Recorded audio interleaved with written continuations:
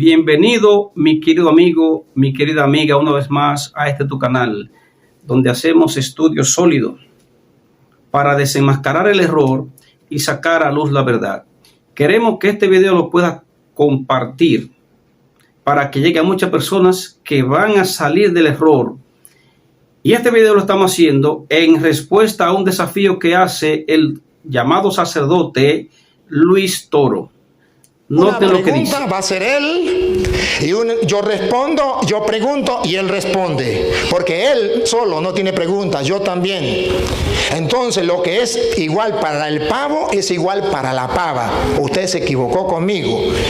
Aquí tiene un sacerdote del Dios Altísimo que conoce las Escrituras y los conoce a usted como la palma de mi mano, porque tengo toda una vida trabajando con usted. Yo también. Entonces aquí usted me hace pregunta, ya me hizo la primera, yo se la voy a responder y después viene la pregunta mía y usted me la responde. Y si no me la responde, el pueblo verá quién es el mentiroso. Aquí se trata de descubrir la mentira y al mentiroso. ¿Quién es el falso? Aquí no se trata de otra cosa. O el mentiroso él, o mentiroso soy yo. O es falso él, ya no me pudo comprobar que él es de la iglesia de Cristo, que es un verdadero evangelista. Yo sí le voy a comprobar que yo soy sacerdote del Dios Altísimo, como él me pregunta, y en el Nuevo Testamento. Me voy con Hebreos capítulo 7, versículo... vamos a leerlo desde el 11 en adelante, cuando el Señor Jesucristo nos viene a decir algo distinto a lo que Él está preguntándome. Él me preguntó, ¿usted es levita? Le dije, no. ¿Usted es de Aarón? No. Entonces, ¿cómo usted es sacerdote? Mi explicación bíblica. No para que Él lo crea, no para que Él se convierta, para que el pueblo sepa que sí soy sacerdote del Dios Altísimo y que Él no puede comprobar que Él es evangelista. Va. Como pueden notar, en este video, él dice que es sacerdote del Dios Altísimo y que prueba con las Escrituras que él es un sacerdote original, genuino. Y dice que su compañero no puede probarle que él es un evangelista. Pero vamos a ver qué dice la palabra de Dios tocante a este tema tan importante. Hebreos capítulo 7, versículo 11. Si pues la perfección fuera por el sacerdocio levítico, bajo la cual recibió el pueblo la ley, ¿qué necesidad habría aún de que se levantara otro sacerdote según el orden de Melquisedec y que no fuera llamado según el orden de Aarón? Pues cambiado el sacerdocio, es necesario que haya también cambio de ley. Y aquel de quien se dice esto es de otra tribu de la cual nadie sirvió al altar, porque sabido es que nuestro Señor vino de la tribu de Judá, de la cual nada habló Moisés tocante al sacerdocio. El apóstol está hablando aquí, mi querido, mi querida, del sacerdocio de Jesús.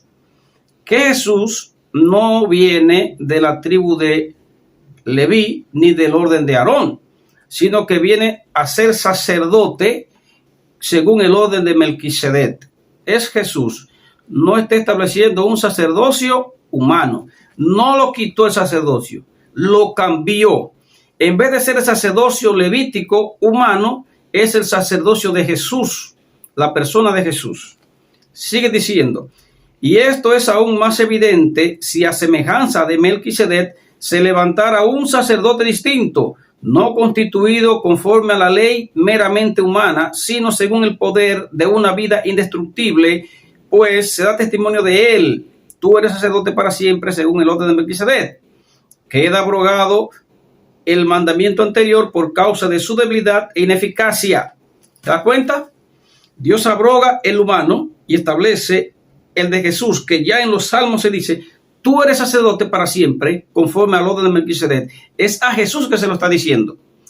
Siguen leyendo, seguimos leyendo el versículo 22. Por tanto, Jesús es hecho fiador de un mejor pacto, y los otros sacerdotes llegaron a ser muchos debido a que por la muerte no podían continuar, pero este, por cuanto permanece para siempre, tiene un sacerdocio inmutable. Por eso puede también salvar perpetuamente a los que por él se acercan a Dios, viviendo siempre para interceder por ellos. ¿Se da cuenta que todo el contexto de Hebreos capítulo 7 marca a Jesús como el único sacerdote? como el único. ¿Por qué? Porque miren, sigue diciendo, tal sumo sacerdote nos convenía, santo, inocente, sin mancha, apartado de los pecadores, hecho más sublime que los cielos, que no tiene necesidad cada día, como aquellos sumos sacerdotes, de ofrecer primero sacrificios por su propio pecado y luego por del pueblo, porque esto lo hizo una vez y para siempre, ofreciéndose a sí mismo. Todo esto me dice que yo tengo un sacerdote, se llama Jesús.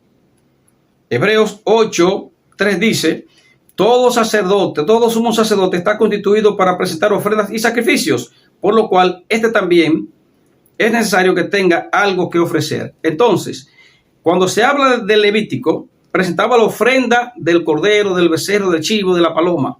Pero Cristo ahora se presenta como sumo sacerdote por nosotros con su propia sangre que Él ofreció para nuestra salvación.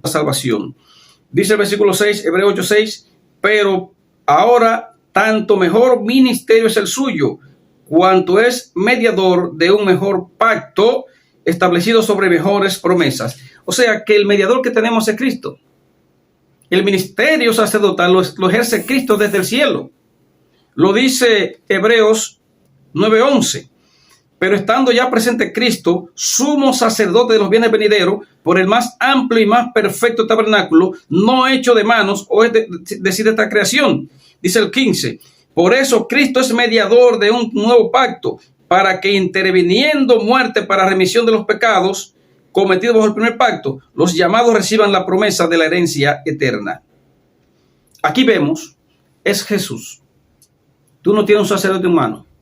Tú tienes otro tipo de dirigente en la iglesia primitiva. Tú tienes otro tipo de dirigente. En la iglesia del Nuevo Testamento, nosotros, los hijos de Dios, los que formamos la iglesia, el cuerpo de Cristo, tenemos otro tipo de liderazgo, no basado en sacerdocio. Vamos a ver cuál es. 1 Corintios capítulo 12. ¿Cómo es el sacerdocio, el liderazgo de la iglesia del Nuevo Testamento? Dice 12:12, 1 Corintios 12:12. Así como el cuerpo es uno y tiene muchos miembros, pero todos los miembros del cuerpo, siendo muchos, son un solo cuerpo, así también Cristo. La iglesia de Cristo es una sola, un solo cuerpo. Pero note lo que dice el 27. Vosotros pues sois el cuerpo de Cristo y miembros cada uno en particular. Está hablando de la iglesia. Miren cómo lo dice el versículo 28.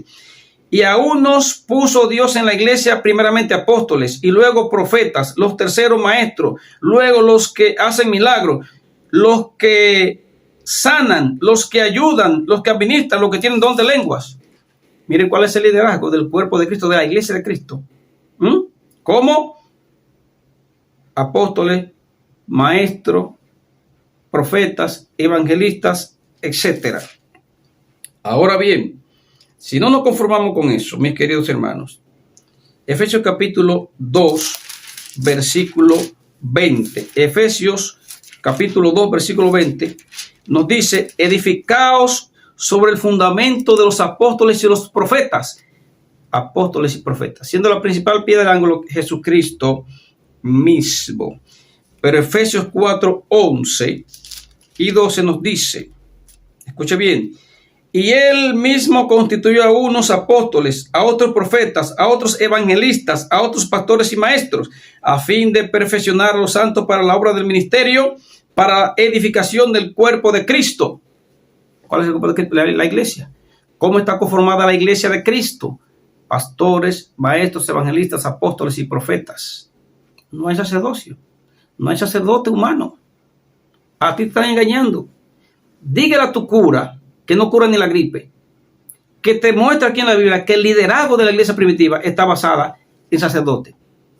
Y si te lo demuestra con la Biblia, versículos y capítulos, créelo, como yo lo estoy haciendo ahora. Me estoy espaciando, ¿verdad? Ahora, ¿quién es el que intercede por nosotros? ¿Quién es el que intercede? Ya hemos visto varios capítulos y varios versículos. ¿Quién es el que intercede? 1 Timoteo 2:5. Pues hay un solo Dios y un solo mediador entre Dios y los hombres, Jesucristo hombre. ¿Cuántos mediadores? Un solo. ¿Cómo se llama? Jesucristo. Sacerdote, uno solo. Pastores, muchos. Profetas, muchos. Apóstoles, muchos. Evangelistas, muchos.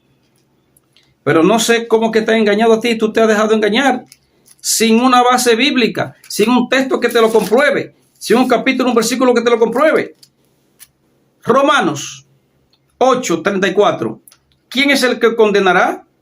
Dios es el que murió, más aún el que también resucitó, el que además está a la diestra de Dios, el que también intercede por nosotros. Es Jesús el que intercede. Es Jesús el que media entre Dios y los hombres. Un mediador humano no existe. Ahora, la palabra sí me dice que la iglesia está compuesta por pastores. Hebreos 13:7. Acordaos de vuestros pastores que os hablaron la palabra de Dios. Considerad cuál haya sido el resultado de su conducta e imitad su fe. Versículos 17. Obedeced a vuestros pastores y sujetaos a ellos, porque ellos velan por vuestras almas como quien han de dar cuenta, para que lo hagan con alegría, etcétera, etcétera. Versículo 20. Que el Dios de paz, que resucitó de los muertos a nuestro Señor Jesucristo, el gran pastor de las ovejas. Versículo 24. Saludad a todos vuestros pastores y a todos los santos. Los de Italia os saludan. Pastores, va a tener la iglesia verdadera. Pastores, sí, yo lo estoy diciendo, en Hebreos 13 lo estoy citando. ¿Va a tener sacerdote? No. ¿Dónde lo dice? Versículos y capítulos que me lo digan. ¿Ah? Y por último, primera carta a Pedro, capítulo 5 y versículo 4. Y cuando aparezca el príncipe de los pastores, vosotros recibiréis la corona incorruptible de gloria. Con este ejercicio de textos y capítulos, te demostramos que la iglesia verdadera no tiene sacerdote humano, un solo, y es Jesús. Y que aquí el liderazgo de la iglesia está compuesta por apóstoles, pastores, maestros, evangelistas, los que tienen don de sanidad, don de lengua, etcétera, etcétera. Quiero que compartas este video porque es muy importante que muchas personas entiendan esto y salgan del error, salgan a la verdad y la luz. Dios te bendiga. Cualquier pregunta, pónmela ahí en el chat.